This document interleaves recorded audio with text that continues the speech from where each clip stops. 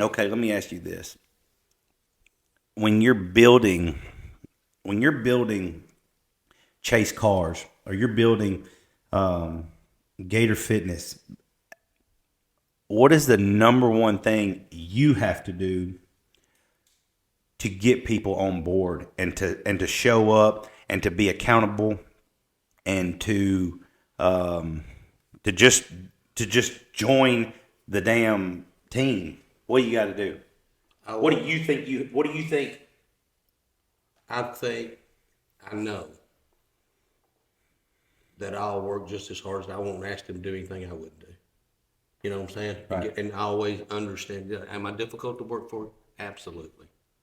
Absolutely. Why do you think that? Because I'm driven and I don't take no for an answer.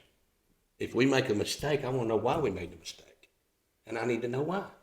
Now, what do we got to do? If a customer comes in the dealership and they don't buy a car, why didn't they buy a car? What did we do wrong? We always want to talk about what we done right. But being successful in building a business is meeting and greeting people and being nice and find out what they're looking for. Right. That's only just being nice. I mean, if they didn't, everybody's not going to buy from me or whatever, but I want them, when they come in, we shook their hand. Thanks for coming in. Good feeling coming in and good feeling going out. Right. Meet and greet. The only way we meet and greet now is on the computers. Yeah. Ain't no shaking hands. Ain't no shaking hands. I believe this till the day I die. Meet and greet, shaking hands will get you more successful building an empire anywhere. Just according to how many people you want on the, I agree. You know what I'm saying? Well, I think Somebody might like something. yeah. But That don't mean anything. yeah, I think a lot of people on social media, and you learn that the more on social media you are, that because we're friends on social media and I follow you and you follow me, I feel like it's just a thing to do. It's just, well, Gator posts something, I'm gonna like it because he's my buddy. I want him to think I like him. Versus, like, I don't think people even. I don't think when I think you got your diehard friends and followers that are going to watch you because they like you. They like Turner. You do something for them. But I think you got a lot of people that they're just on there just to double click and keep on scrolling. Just so, I don't even know. It's almost just to keep the fucking water flowing. Like, I don't even think they pay attention. And so I'm at a crossroads with all this social media and stuff. Like, I want to bring value and I want people to like and engage and talk, because I think that's where a community, and that's where I think, like you said, that's, you give them a happy feeling on the way in and the way out. With this whole social media thing, it's like you said, you really, are you even giving them a feeling? Yeah, it's a feeling when you're sitting on the toilet and you're pooping and you just scroll, but like, you don't even really connect with them. And it's like you said, there's no handshaking, there's no picking up the phone calling you. It's just, let me shoot them a text or let me shoot them an email. And I get it. That's what makes the world. That's what keeps everything fast and efficient and more. But it's not like, I don't feel that there's any real connection to a person, a friend, a boss, any of that. It's just, what can you do for me and make it faster, make it more efficient? Time is money, money is time. And I get that. All that's true. But I don't feel that there's any wholesomeness to any of this anymore. It's just kind of like, I look at social media from a business standpoint of this only free TV. that's right. Okay, so when I'm looking at social media, I'm looking for ideas that somebody I hadn't thought of. Looking at how they doing something, how can I fit it in with my program, Right. with my car business, with my gyms, just in general, Right. everything. So I look at that only for that. I mean, a man's got 6 million followers or whatever. Yeah, he's printing money. Yeah. Okay, but you got to understand in life, you're not going to be some people that's up here. You know what I mean? Right. That don't mean you don't strive for excellence to get there. You never know what's going to happen if you keep working. But you got to put it in perspective just a little bit. Right. I mean, anybody can start anything, a business on social media. You can do a lot. Like, how many people's doing it? But I look at it more of that, course, I like, I watch y'all stuff, and I like y'all the way you train and cut up. I think that, and I watch car people do stuff, Right. and that's the reason we started the my the video at the auction, Right. because nobody is willing to do what I'm doing. That's right. And the reason I say that, I'm acting crazy. Well, I'm selling cars, and people buy them. You And, acting, you acting crazy, or you just being crazier Gator? hell, I'm being Gator. You know what I mean? What I'm saying, that is, look, with me with ADD, when you give me a bunch of noises, that's when I'm the best. Right. When it's quiet, that's when I'm gonna get in trouble. That's right. Not trouble, but just. Well, that's when I get it. Yeah. Hell, you got me going right then. The way I've kind of looked at it, and this isn't how I should see it, because what you're right, and honestly, anybody that's not marketing themselves or taking advantage of all the free advertising you can, hell, that's their problem. You know what I mean? Like, build a business. Don't get mad at somebody that got 1 million followers. I know it. Oh, they why are you mad? Because they outworked us, what they've done. Well, they've outsmarted you for sure. Outworked us, they've done it all. That's right. I mean, hey, you can't get mad for that. You know what I think? If it's this much, if anybody can give me this much, Just an inch. what they know, man, I'm winning. That's right. And because you're gonna have to learn from everybody. You should. And there's some things you don't want to know. But if I can get that much, I don't mind helping anybody. I want them to prosper off me. Because, they ain't going to forget who? Gator. That's right. They ain't going to forget Turner. Now, how many times have you been successful making somebody mad? I agree. Now, that's one-on-one business. Now, how simple is that shit? See, and this is where I'm fucked up, is like, I always look at it as Gator's got 6.2 million followers and views on his social media, but how many of those people are going to come to Gator's funeral? I want, as fucked up as it may sound, I want the line to be from here to Nashville at my funeral. Let me ask you another question. When you go to the cemetery, and y'all gonna listen to this shit now. They ain't gonna tell you how much money he's got. He's only two things. He was good or bad. Right. That's all you. At the end of the day, you're good or bad. And that's what I want to be. Is like, I want people as much as I want them to cry, I want them to be happy. I want them to say, man, it's, and I've heard this, and this kind of goes towards kids. It's not what you leave them, it's what you leave in them. And so when I die, I want to leave so much in all these people that I've touched and that I've come into their life and I've made a difference. I don't, just because you got 6.7 million followers, well, yeah, he's probably making bukus more money than I am. But at the end of the day, I still don't think you're touching those people the same way as shaking their hand. Let me ask you this: if a man's got 6 million followers, Who's counting? who don't? Okay. Wouldn't you like to know how he got there? But how many people would go up and ask him in a kind, loving way and be humbled? In a humbling way. Like, what do you mean? Well, everybody's going to tell him what they've done.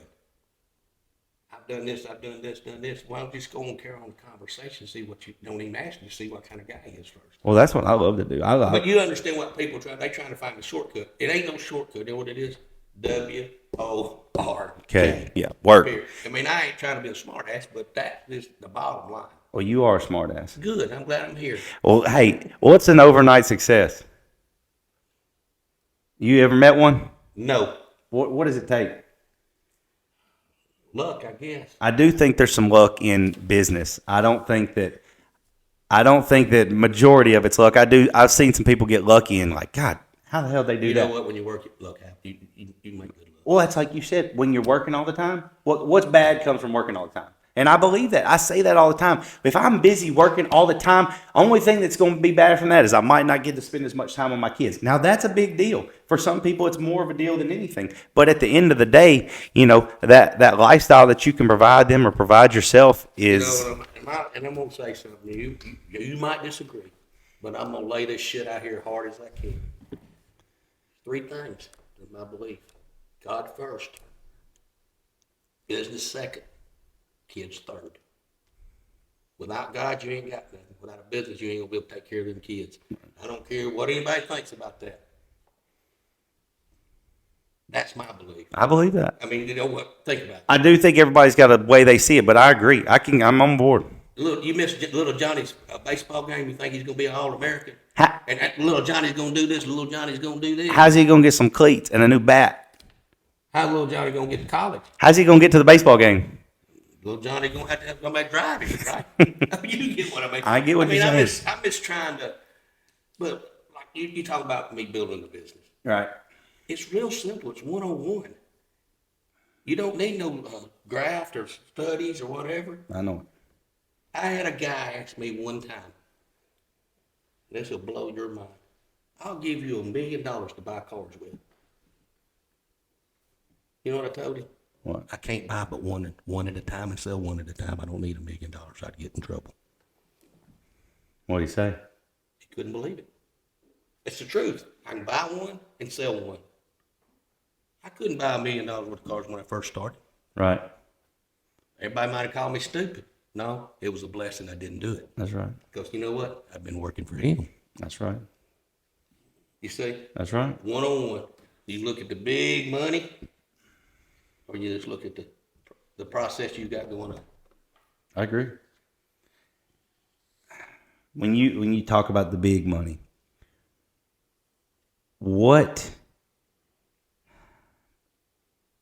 at what point did you get in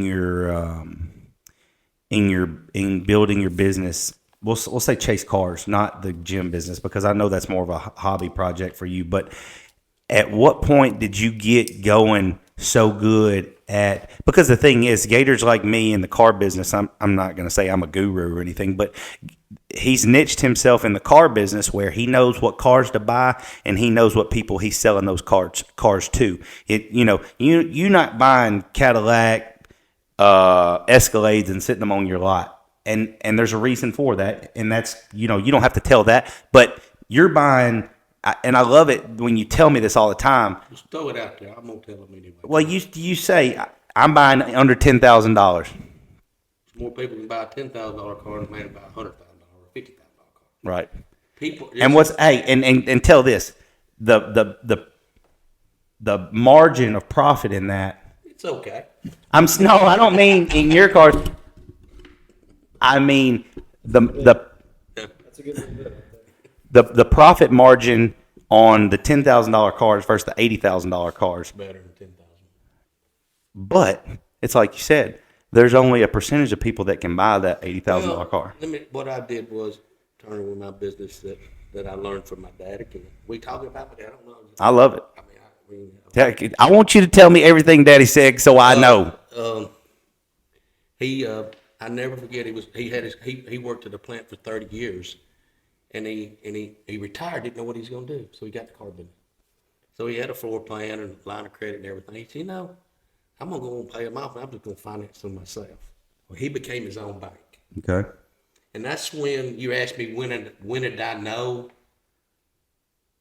what I wanted to do and how I got to a level. Well, I started helping people. These people who had bad credit wasn't bad people. They made bad decisions. Right. So you know what I became? A coach. Just like anything else I have. Running a business, running your customers, taking care of your customers. Right. And that's how I got started. And how I've been in business so long, I never lived above my means. Right. And people, now I've had buddies buying them big homes, and I'm staying over in a little old 2,000 square foot house. I'm fine, right? Yeah. This is real, right? And that it don't matter what size house you live in. It's when you go to the bank and you put it in the bank, right? And if you don't ever live outside your means, you're always successful. That's right. Most times, people are unsuccessful because they put stress on their business because of their personal life. Right. Their lifestyle? Their lifestyle. It's crazy. My dad always said this. He still to this day says this. I keep talking like my dad's dead. My dad ain't dead. He every chance he gets, he tells me what I'm doing wrong and how I could be doing better. You probably want to hear what you're doing right? No, come on. I do. I think from time to time it's good to hear like, hey man, you ain't that dumbass that you once were. That ain't you. No, but he likes to say, what does he say? He'll say something like, what is it? He'll just say something around the effect of like, "Damn boy," and what he's referring to is like, when you were 18, you didn't talk like this. You know what I'm saying? Like, we weren't having discussions on interest rates, or we weren't. I was like, "Fuck, I'm out of here. I'm going to the gym, get fucking swole." You know what I mean? Like, I'm eating. I don't want to. No, I don't want to hang out with y'all. I want to eat another meal. When you get down here, I'm gonna tell you a good story. But no, what I was gonna say is, my dad still to this day says, he's got friends that own banks. He's got friends that got yachts or whatever. But he's like, I like to pull up in whatever car I got, and I want people to think, damn, Tommy's fucking struggling. I mean, like he's not worried about what brand clothes he's got on. He's not worried about how big his house is. And the thing is, hell, when it's just you and your wife, you don't need 15,000 square feet. But he's like, he just, it's almost like he wants to portray that he's financially upside down, because there's so many people that are trying to portray that they're financially killing it, but really they're the ones that are strapped to their job and they're strapped to all these things, which is killing them and it's aging them, because they just want to keep up with the Joneses. And that's like, I think that's the turning point in my life, is where I just realized where, I've had all these different kind of mentor coaches and friends, and you see right from wrong, and then you kind of find your way through the mess and just say, I'll tell my dad he's right. We butt heads, and I don't care. I know he knows I'm on to something. I'm not saying I'm surpassing him or anything like that, but I wish he would just say, instead of, my dad's famous words are, well, if you were smart, you would do this. And so that's his way of saying, yeah, what you just told me is stupid, so don't do that. Do it this way. And I'm like, all right, Dad, I know if I was smart, I would do it this way, but you got any more advice? And that's just what he says. Boy, if you were smart, you would do this. And he has this way of like, it's never like I ask you a question and you tell me, and then you say, do you understand what I'm saying? And he'll just lay it out there and be like, all right, now let's talk about something else. I'm like, well, fuck, man, you told me if I was smart, I would do this, but I don't even know where to get started. You know what I'm saying? I'm like, hell, give me a fucking life support at this point. Just kind of fucking breathe something into me that way. And he does, and I just have to dig it out of him, which I guess that's probably any father. But again, I think he's probably used to the years of me being 15, 16, 20, where I was like, I ain't listening to what he got to say. I mean, these times that we've been through the coronavirus, my dad, before he told me, he said, son, you're going to go through some hard times. Y'all going to go through some hard times. It's coming. And he was right. Right. 2008, then all this. And he said, I mean, they've been through a bunch. Yeah. I remember when my dad was building houses in the Carter days, he was building houses. He was hustling, doing whatever. He was real estate. He done it all. 17% he was paying on houses. Interest. I was in there cleaning the houses out, trying to get them ready, and some guys and his partner and everything. A buddy of mine is a dentist, and they was in business together. But it's 17% interest. Yeah. And that's crazy. Like, I don't know, just where I'm going with that. Your dad's been through some things you ain't never seen. Yeah. And that's all he's trying to do. He well, that's my dad. Not up for your dad. No, 100%. He's right. He is right, and I'll tell him right. that. And I agree with him. And another thing he always says is, you got to plan for the rainy days, because they're going to come, and you don't know when they're coming, and you don't know how long they're going to be there. And so you just living up on your high horse because you just got paid and you got you a new car. But like, boom, what about when the motor goes out? And those are all examples that he's given me. What about when the motor goes out? What about when you got to put 4 new tires on it, pay your insurance, put gas in it, your baby has been in the doctor for a week, all those things. And it's like, that's where I like life experiences from an older person that can that can tell me those things, versus, if you don't have that, or you're not open to hearing those things, there's some hard times coming. Well, yeah, you look at, but during them hard times are where you're growing. 100%. I mean, but it's hard to you got to learn how to be uncomfortable to get comfortable.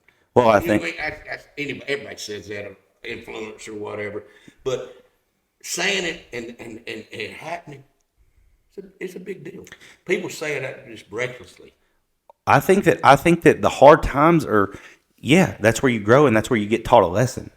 I think that, and that's one thing that he says to me is like, when you were younger, so, you weren't listening to these lessons that were being taught to you. So you might have to go through some hard times and He learn. didn't either.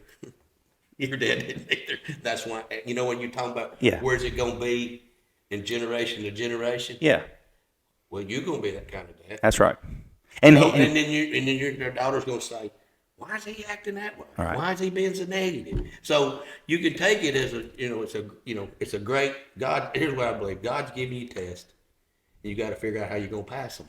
yeah, Because you're going to fail if you don't act right. If you don't do right. You know what I'm saying? 100%. And so, you're still in that generation in the lot of kids at your age are not in that generation. Yeah. You know what I'm saying? Well- All All right. So this will lead me to, this is my last question. Obviously, we're taking this in all directions. What was your lowest point in life? I got to tell you one more time. My daddy. When he died? It was probably.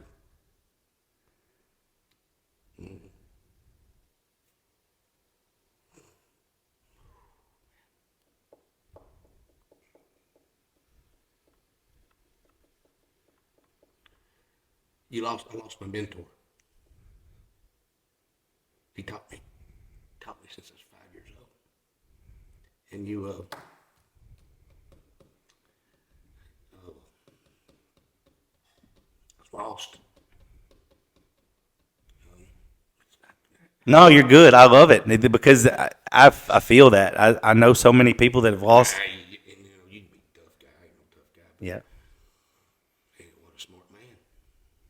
What an education. He was my banker. Yeah. Well, he was there. I mean, that's the thing. No. You don't understand. It's only two people who ever believed in me. Two people, three people. God, my mom and daddy. They the reason Chase Cars is where it's at today. They are the backbone of Chase Cars Incorporated.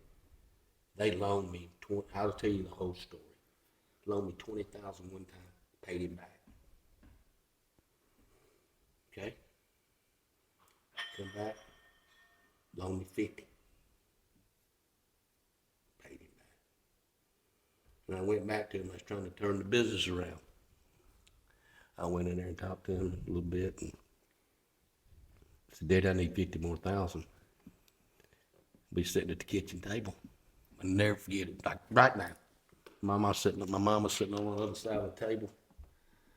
And you know how you make that money? Because of my mama, because she was always watching the money. Right. You know what I'm saying? Right. Working together. Right. The team, the unit. And I'm sitting right in the middle. And these are the people that believe in their son. Right. He looked at me and said, I'm going to tell you something. You ain't going to break me and your mama as long as I'm damn living. I'm going to give you that other 50, and you're going to pay me back. We put up a $100,000 CD. You're going to pay me back. That's when I turned the corner. He said, by God, you ain't going to break me, and you ain't going to break me and your mama. I'm done with you. Your other brothers, they on their own done real good. You're the worst kid I got. That's how he coached me. You understand? Tough love. That negative. I said, man, he ain't playing this time, is he? No, he wasn't playing. That's when I turned this thing and made it. That's when the turning point is when I took off. Yeah. And they saw me do that. They saw what they believed. And I rolled. I was not going to let them down. I mean, I was rolling.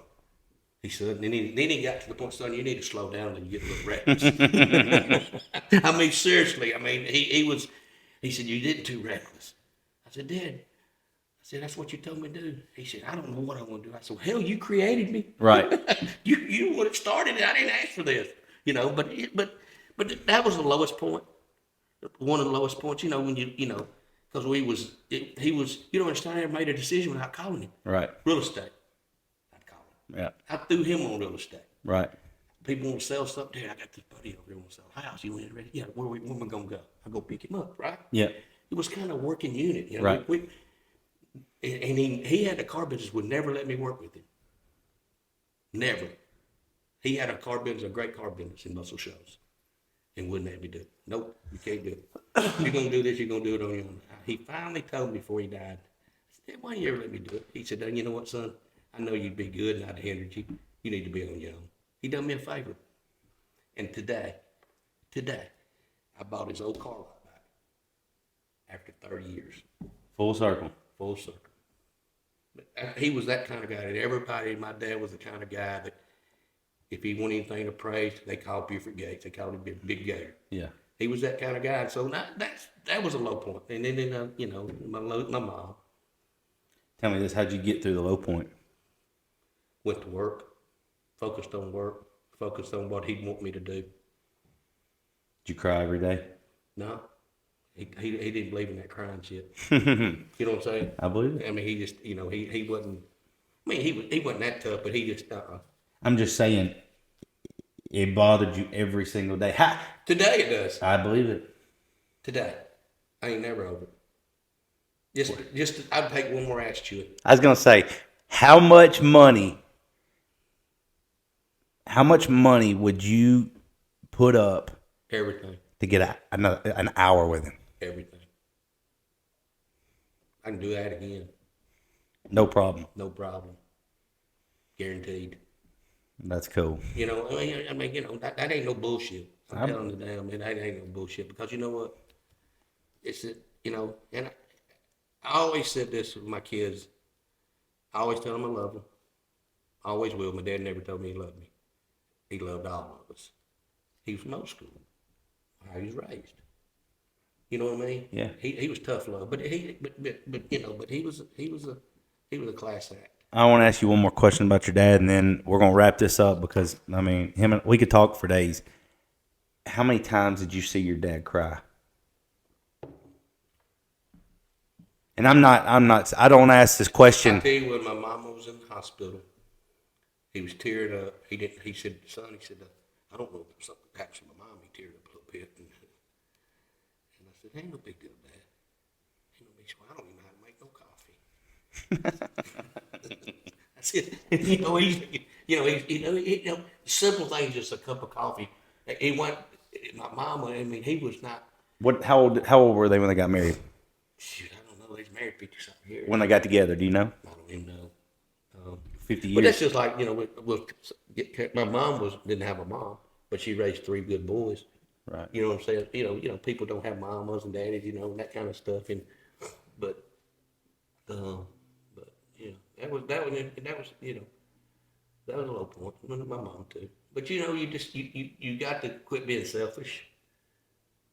Only when you're upset about you being selfish because you want them back. They ain't where they better off where they're at. Right. Not where I'm at.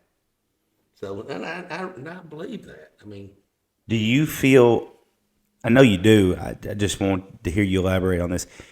All the things your dad and your mom both instilled in you and taught to you, how important is it to you to teach all those things to your kids and the people around you? I just want to teach it to everybody. I want to share it with everybody, not just my kids. I love kids.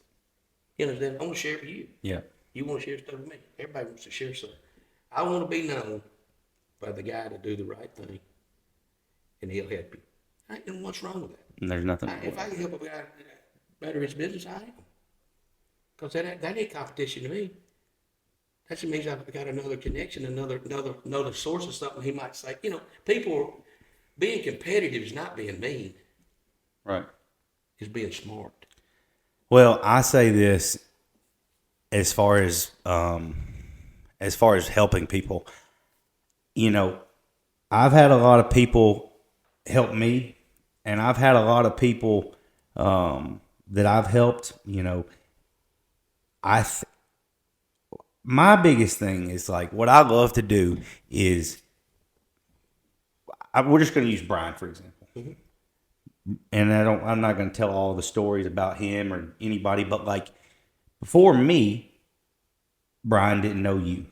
Before me, and I'm not trying to put myself on a pedestal. I'm just saying the power of helping someone and becoming a friend and then opening other doors for them. And then what they do with that is on them. You know what I mean? But at the end of the day, I find value and, like I said, we're both very insecure towards some things, but some of the ways I can get over my insecurities is by helping other people and knowing that I'm opening doors for other people. And so when I do that, it makes me feel better about myself. And so I look forward to being put in positions to where I can open doors for other people. And it's not a selfish thing, even though, yes, it helps me not think about the insecure thoughts that I might have about myself, but it just makes me feel better about it. Like, it's just kind of the same thing as like when you work really hard all day long, you feel a lot better about yourself at the end of the day versus if you sat at home and you did nothing, got nothing accomplished. You know what I'm saying? So that when I can be in a room and connect other people and hope that I shed a little motivation or a little insight on how I do things or how I can just walk into a room and talk to people or have charisma and not be scared to say anything, because the person that doesn't say anything that walks into a room is the person that's not going to get anything out of that room. But if you can walk into a room, and hell, it's like at the gym today. You know one person in that gym. You know what I mean? But talk to 5 or 6 people. And he does that all the time. And so that's just another thing that... Well, I was picking at you, though. You didn't know the whole story. You don't know the whole story, do you? I don't know the whole story. I told him the black guy was working out there, working at you, and I said, hey, Turner didn't tell you I whooped him today at the gym. He said, what are you talking about? I said, yeah, I got him today. He said, go over and tell him I got him.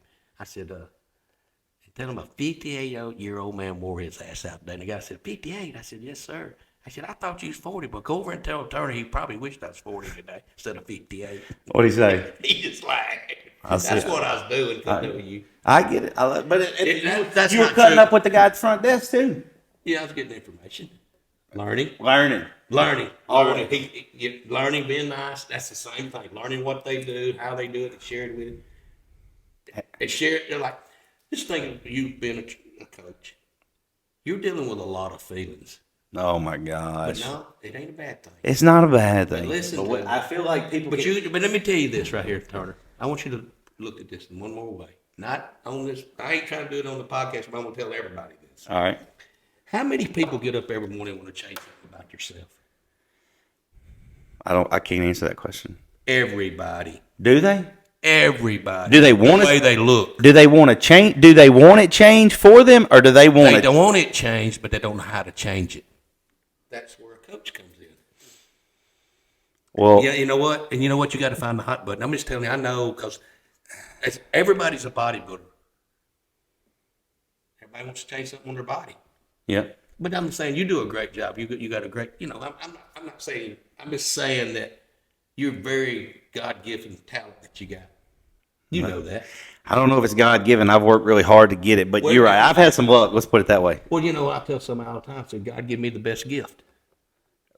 He woke you up this morning? Yeah, but I'll tell you what the best gift. He give me dyslexia.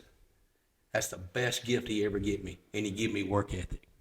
By God, I can outrun anybody now. Hey, and let me ask you this. People take a gift that God gives you and use it. He give me work ethic and dyslexia. Okay? That's a gift.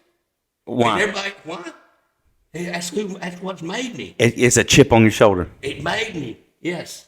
I think everybody needs a chip on their shoulder. In a positive way. Well, what you gotta do is you gotta take that chip and find how you're going to utilize the chip, eat the chip, and go in the positive direction with it. Exactly. Not be a victim. Hell no.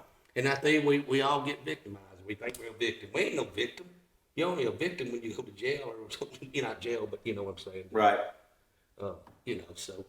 But to think about that, why are you coaching? Why am I coaching? Yeah. Well, because you love it. I love parts of it. I don't love wanting things worse than people want. You know, like I said, like you said, people wake up and they want to change something on their body. We had a But conversation the other day, and I'm struggling with something we talked about. And I get that. You know, I get that. But if you walked in the gym today, and say there's one person over there, that's what I do at my gym. I go to try to talk to everybody in my gym. yeah, I just want to make sure they feel good today. Gator Fitness is about mindset. That's what I'm about. Chase Cars is about mindset. Turner Ritter is about. you want them to leave the gym with a positive mindset. That's absolutely. Tell them they look good. I hope you're having a great workout. What can we do for you? I got a video of a woman saying, helping her do a tricep push down, thanking me. She said, I ain't nobody ever helped me before anywhere. Ever since I've been in the gym. It took me 10 minutes to make her day. What is wrong with that? Nothing. What I'm saying, that's why talking about places, you know, when I walked in, that's just normal to me. I know. And it's normal for you. Right. So, I mean, you know. So. The thing is, and this is it, we're wrapping up, but it's the comfort zone. The comfort zone kills us. I think the comfort zone is where everyone goes to die, and you can snap out of it. You can sit around and talk about it and explain it, but nobody really wants to hear about your comfort zone. The thing is, I think your comfort zone is best at the house at 10 o'clock when you shut it all down. You know what I mean? But set an example during the day. 100%. Set an example. Be positive. Bring positivity to the room. Mm-hmm. And like you said, make people feel good. I think, you know, you have to say that, but I think that's best. I think I think you really care about my mindset. I care about your mindset. I know how to bring positivity to your mindset, and you do that to me. You know why? Because you know what I like. That's right. Well, I think that. I mean, I know what we're the same. We're kind of the same guy. You got a little touchy with it a little bit. I mean, but you know what though? You're good at what you do. You know why? I wouldn't be with you. That's right. And I ain't been, think about that. And I feel the same way. That's exactly right. All right, guys. So if you like what you saw, if you can relate, we want you to follow. We want to hear all the feedback. I've got several other huge podcasts lined up. Gator will be back. We can't wait to edit this up, put it out, and you do with it what you like. And we're going to keep spreading positivity, making people feel good, and making people work their ass off, because that's how we've got to where we are in life, and we ain't fucking with that comfort zone shit. See ya. Get out of here. That's what I'm talking about. What we do?